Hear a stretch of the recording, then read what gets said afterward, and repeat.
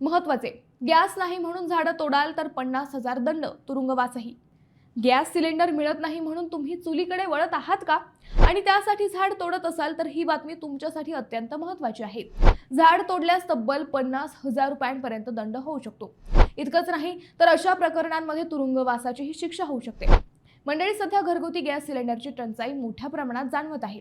त्यामुळे अनेक नागरिक पुन्हा चुलीकडे वळताना दिसत आहेत.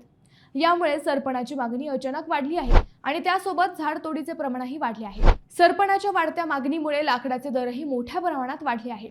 पूर्वी सहज मिळणारे लाकूड आता दुप्पट तिप्पट दराने विकले जात आहे. पण इथे सर्वात महत्त्वाची गोष्ट म्हणजे झाड तोडणे हा कायद्याने गुन्हा आहे. वन विभागाच्या नियमानुसार परवानगीशिवाय झाड तोडल्यास संबंधित व्यक्तीवर तब्बल 50,000 रुपयांपर्यंत दंड होऊ शकतो. इतकंच नाही तर अशा प्रकरणांमध्ये तुरुंगवासाचीही शिक्षा होऊ शकते. म्हणजेच तात्पुरत्या सोयीसाठी केलेली झाडतोड तुम्हाला मोठ्या अडचणीत टाकू शकते. मंडळी, ही महत्त्वाची माहिती इतरांपर्यंत नक्की पोहोचवा.